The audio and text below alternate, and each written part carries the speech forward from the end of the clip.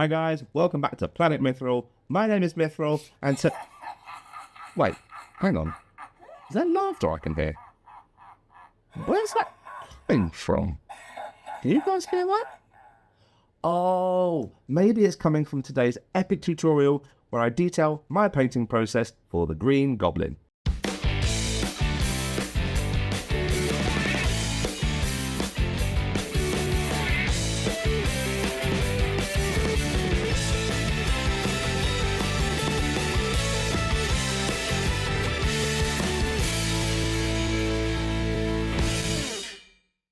One of the most synonymous and famous spider foes from the comics, Green Goblin is an absolute exercise in balancing all sorts of greens, purples and yellows without creating a neon mess on the tabletop. Bringing life to his snarling, evil face and realistic texture to his clothes and muscles will give you a piece to strike fear into the heart of any friendly neighbourhood Spider-Man you may come across. Now I have undercoated my Green Goblin with Mechanicus Standard Grey from Citadel range of paints prior to painting. Brush is ready guys, let's get painting.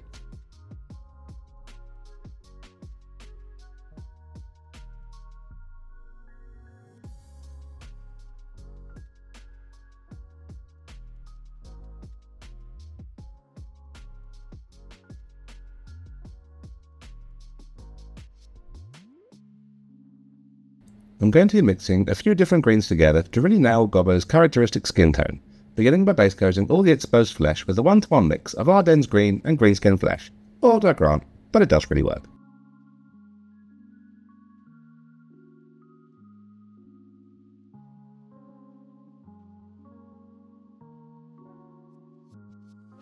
His boots, gloves, top and cowl I'm now giving a base coat with violet. Hang on, is this another green and purple model? We still understand a trend here.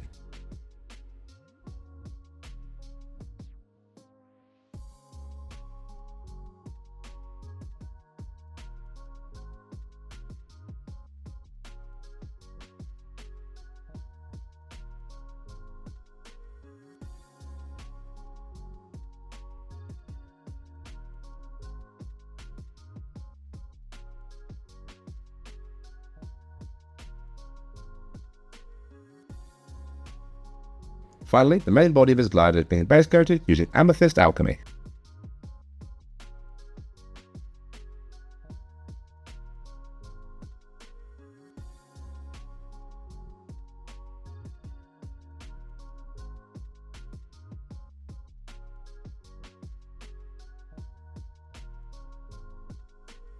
Now there are three main components that make up the Green Goblin on the tabletop. The first being his glider, the second being those rich purple clothes and the cowl he wears, but of course that sickly, unnerving green goblin skin is the first and foremost thing that you recognise on Goblin. By finishing his skin first, you'll start to see so much character in the model before moving on to some of these other bigger areas.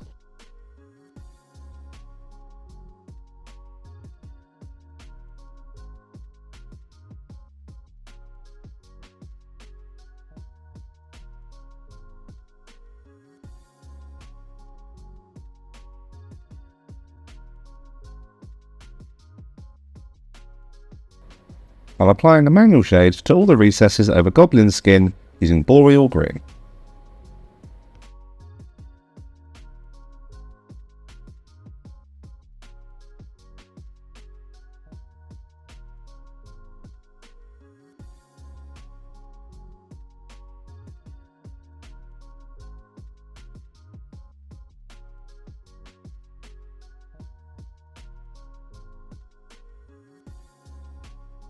Now I'm going to start building up the shape and body of Gobbo's skin with a 2-to-1 mix of Ardennes green and spring green.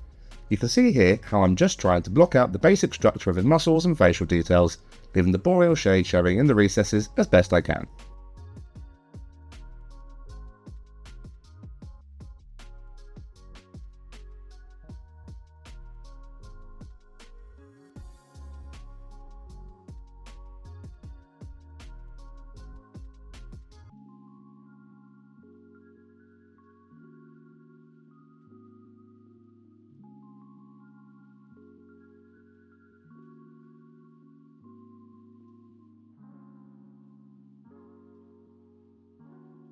I'm continuing to build this up by adding more spring green into the previous mix. At this stage, I'm at a rough 2-to-1 ratio now in favour of the spring green. This should start bringing up the putrid, unnatural green which I want for my Green Goblin. The word green sounds really strange now.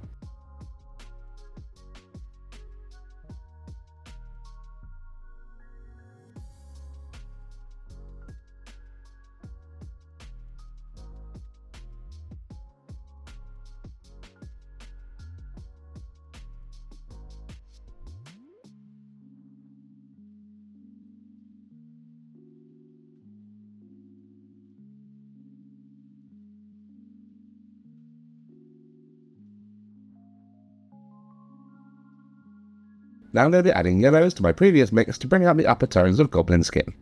I'm opting for tin ear yellow as it's slightly pastel-y and just reinforces the unnatural green feel.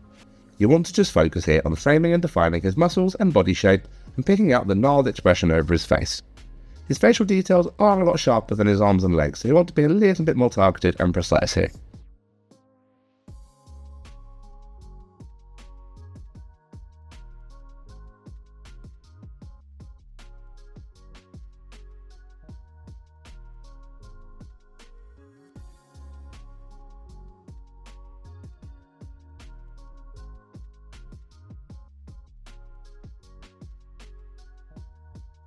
The upper highlights I'm now simply just continuing to add more tin yellow into the mix for each successive highlight stage.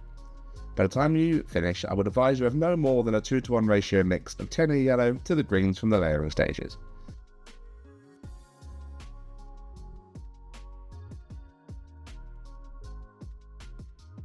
As you can see, careful and timed application really has brought out the particular evil of a goblin's face and the stress points of his muscles as he balances on his glider.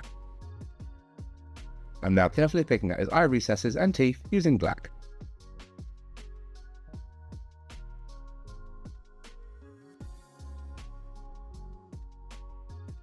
The eyes now are getting a solid coat using Sahara yellow. Eyes and no pallid bitch flesh? You must be mad. A final vertical line now using black needs to be drawn down the centre of his eyes to finish off his pupils.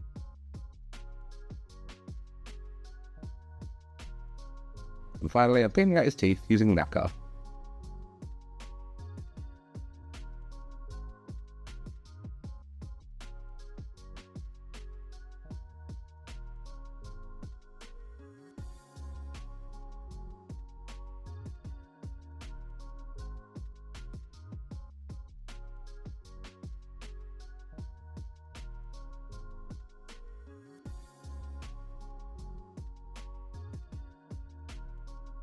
Now, although I want Goblin Skin to be more of a focal point, it's important to have a slightly more muted purple for his clothes that doesn't clash too much with how bright the greens are.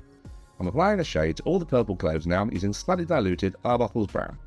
As this is a slightly reddish brown, you can see how well it sits in the recesses and doesn't compromise the hue of the base coat violet.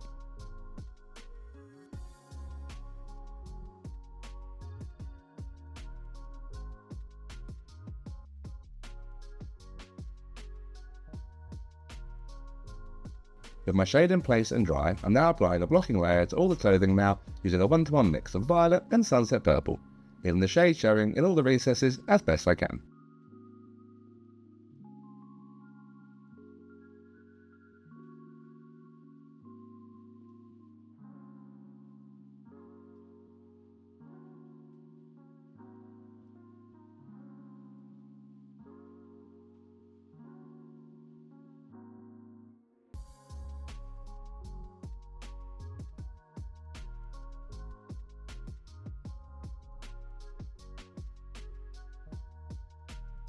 I'm layering up now using pure sunset purple, doing my best to leave a seamless transition between this and the previous layers, building up the texture and flow of the material.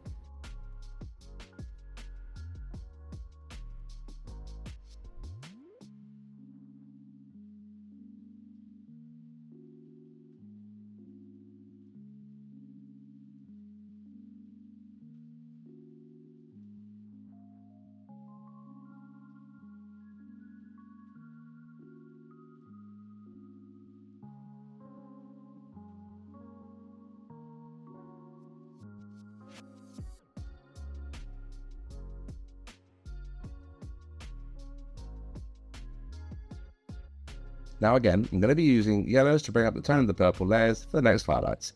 This is mainly to tie it in ever so subtly with the upper tones of the skin, which of course we use yellow for. I'm starting my highlighting with a 3-to-1 mix of sunset purple and tinea yellow, being careful not to add too much too quickly, as the yellow can quite easily overbalance the sunset purple if it's added too quickly.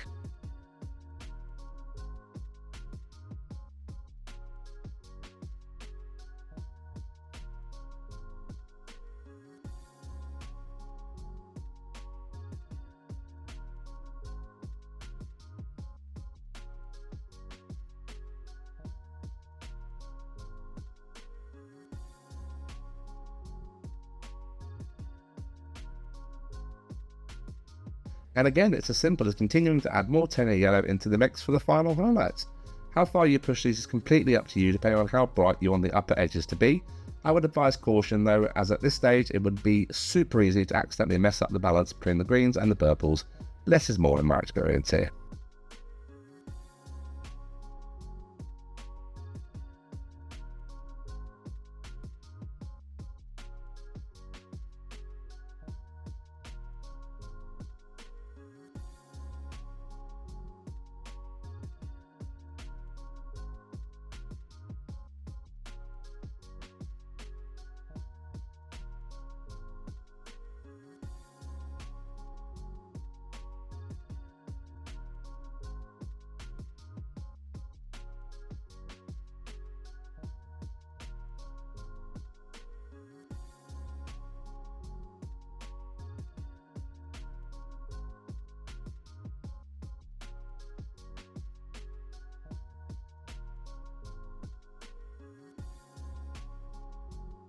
The Satchel now picking out with the base coat of Eclipse Grey, something a bit more muted to offset all the bright tones so far.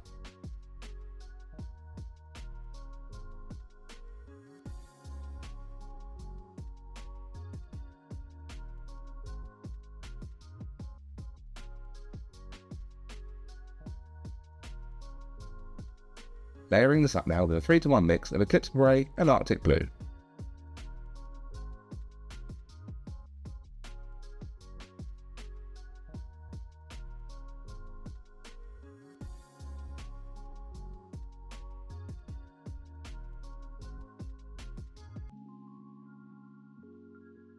And finally applying a highlight by increasing the Arctic Blue to a rough 1-to-1 split with the Eclipse Grey.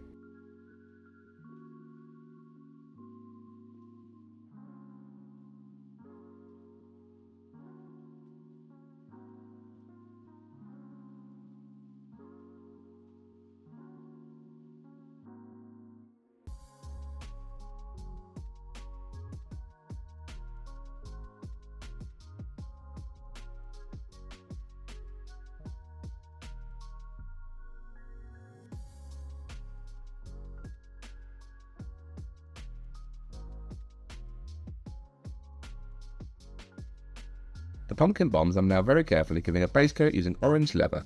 Green, purple and orange. Ugh, this is a palette and a half.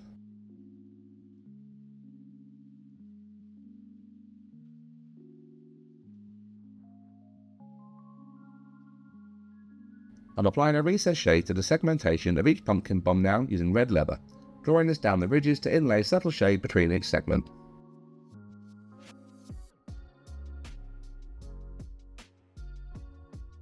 I'm now blocking in each individual segment of the bombs using Mars Orange. Thankfully, there aren't many here, so this shouldn't be too taxing.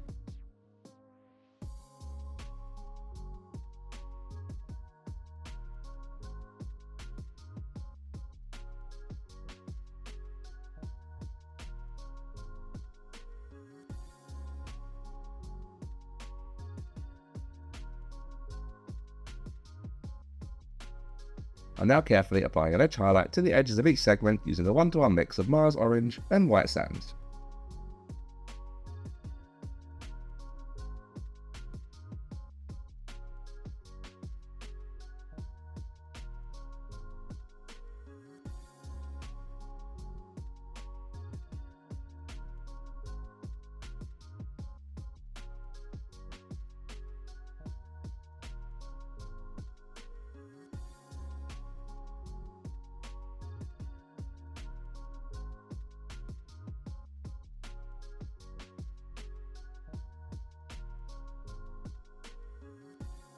Now on to the final part.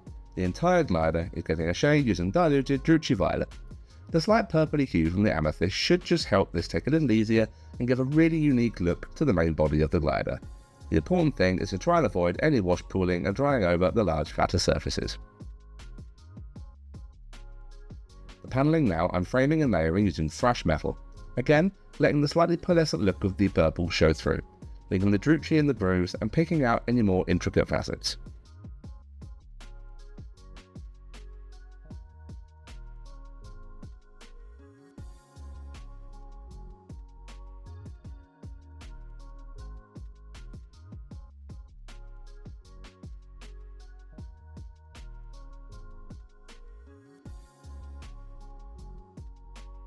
The final stage to the metals is to apply a quick edge highlight over the sharpest edges and points just to lift these slightly away from the purpley tones and make them shine in the light.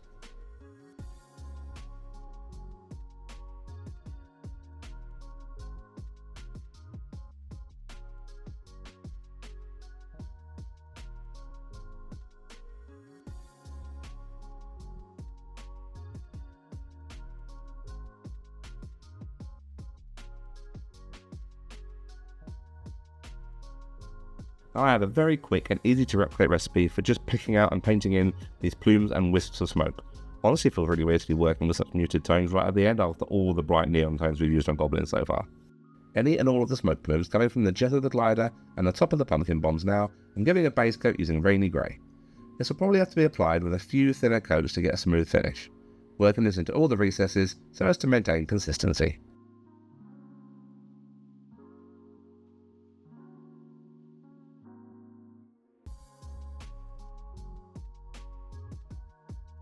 The larger wisps and plumes of smoke I'm layering in using lacquer, leaving the base coat grey showing in the recesses between plumes and wisps.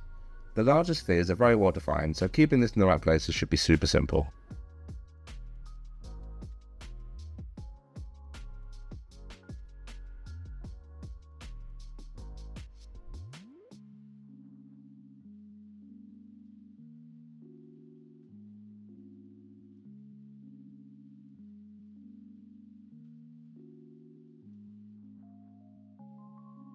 The upper levels of the smoke now are being dry brush highlighted by adding white into the nacre. You can add as much or as little white as you like for each highlight.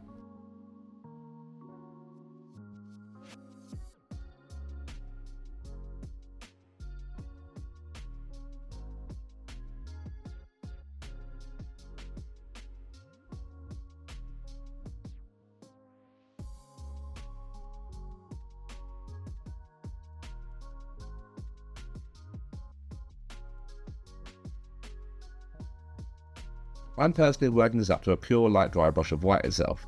The texture of the dry brushing will help give a very unique look to the smokes, which contrasts really well against the brighter and sharper details on the rest of the mob.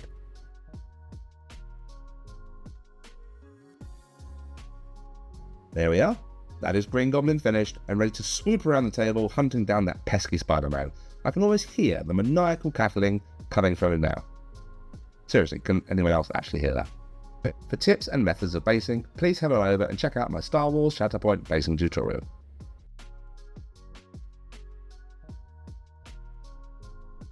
Thank you guys so much for watching. I really hope you enjoyed today's video. Don't forget to like, comment and subscribe. And for those who are wanting to, our Patreon and memberships on YouTube are both live. You can continue to support the channel that way. There is absolutely no obligation, but I wouldn't be doing my job probably if I didn't mention it. Or you can just help contribute to my very unhealthy addiction to paleobic flesh.